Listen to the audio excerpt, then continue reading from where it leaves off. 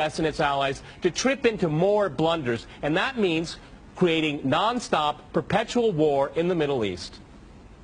Well, I'm going to make this interesting and disagree with everyone. Okay. I do not accept the premise, which probably isn't too much of a surprise, but nonetheless, I reject the premise that the whole point of the so-called war on terror or investing in the Mujahideen was to somehow fight terrorism or to make a better world. I would argue that if you really want to know what's happening with Middle Eastern policy, then you must read Oded Yanan's A Strategy for Israel in the 1980s. Now, in that document, which is pretty much being played out to a T right now and has been for many years, there were serious objectives for Israel. And Israel's main objectives were to expand and grow in line with the Greater Israel Project. And in order for it to do that, there would need to be an excuse to justify the expansion of Israel, and in order to do that, we would have to sow the seeds of sectarian hatred and violence in the region. The number one target of this plan was Iraq. We've achieved that. That's not a failure. That's actually a success. Iraq is a failed state largely. It is an absolute basket case. Sectarian hatred is absolutely insane. We see the beheadings and all of this madness, and we think it's a disaster. No, it's not at all. In fact, it's all part of the plan to break up Iraq into 3 different states. When we look at Syria, we also find that the goal is once again the same thing: sow the seeds of sectarian hatred and basically turn that nation into a basket case. This is happening according to plan as well. Now, ISIS, funny enough, could stand for the Israeli Secret Intelligence Service. Many people are seeing the very big benefits to the state of Israel, the so-called Jewish state of Israel, by the breakup and the balkanization of the surrounding states. So actually, if you believe what's being told to you, and I just don't know why anyone would believe anything that comes out of the mouth of virtually any Western leader, whether it be Obama or Bush or any of the rest of them, all of these people are nothing but patent liars, and everything they say is pretty much the opposite of the truth. So I don't accept virtually anything they say. Okay, good. Violence. Barack Obama did not bite at the opportunity to get involved in Syria a year ago. In fact, at the time when he was ready to start bombing Assad, just about 13 months ago, and he backed off as soon as the first excuse came to mind. We've been supporting ISIS. There is absolute continuity between the policies of Iraq and breaking it up and breaking up Syria as well. It is beyond naive to suggest that the U.S. doesn't have its fingerprints all over ISIS. In fact, tell me this: why has ISIS never once, or al-Nusra Front or al-Qaeda, not once have they attacked Israel? In fact, ISIS militants are getting medical attention in the Golan Heights and in Israel itself. What does that tell you? There is absolute continuity, but the actual policy, just like the Project for a New American Century laid out very clearly, that a, quote, new Pearl Harbor would be necessary to achieve this goal of full spectrum dominance. You could never tell the American people, or the world for that matter, we're going to fight wars of aggression where we're going to have to invade and occupy, we're going to have to spend hundreds of billions, if not trillions of dollars to achieve the goal of full spectrum dominance, which is to control, absolute control over air, land, sea, and space and cyberspace. The American people never would have bought it, so you can't tell them that. You have to tell them a bunch of lies. And we see this over and over again. What you have to do, Ken, if I can go... It would absolutely no question that there must always be a boogeyman. In fact, you're sitting in Russia now.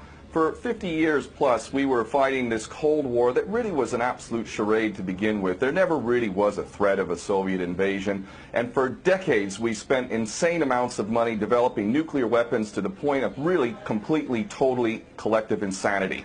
And here we sit today in a world that threatens a third world war with a policy that is clearly intended to totally destroy Syria. Let's see what happens.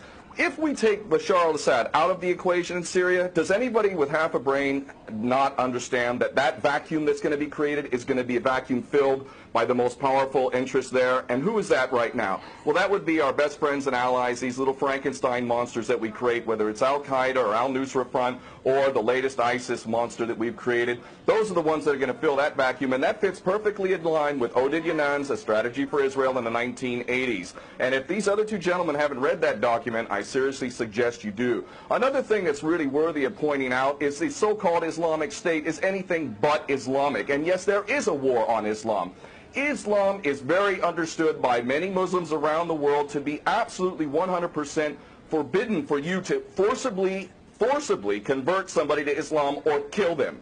This is totally untrue. Back in the medieval times, when there was Muslim empires, it was an absolute understanding and policy amongst the Muslims who were in charge at that time that those who practiced whatever religion were allowed to continue practicing that religion, and they were not even forced to pay taxes into the Muslim empire itself. However, if people wanted to practice that religion, they would not be able to derive the benefits of the tax system and so on and so forth. The bottom line is no Muslim in their right mind would justify going in and literally executing men, women, and children simply because they don't convert to your religion. These people are not Islamic. They are creations of the monster, which is the empire of the United States and all its cohorts in Israel and England in particular. And this monster is purposely created to justify the continuing insanity of the never-ending war policy, which is really the core of America. And that is exactly why I renounced my U.S. citizenship. This madness cannot be considered anything but the major threat to the world. Okay, Peter, in New York, one of the things we've seen... There are very obvious solutions. One is to arrest the traitors in the U.S. Congress and White House who have sworn to uphold the U.S. Constitution, and somehow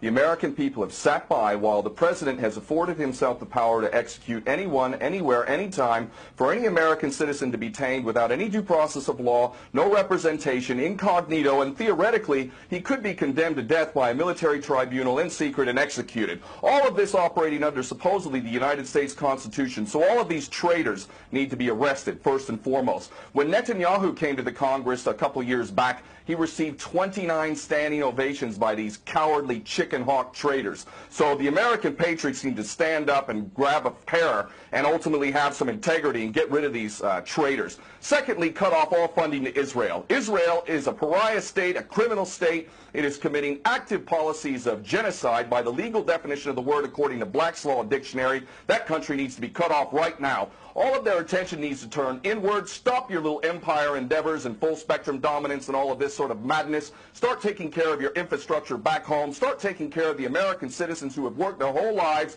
and now find themselves wondering how they're going to keep a roof over their head.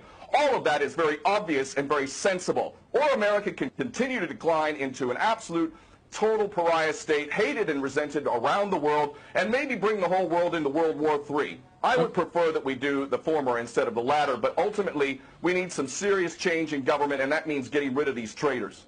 Okay.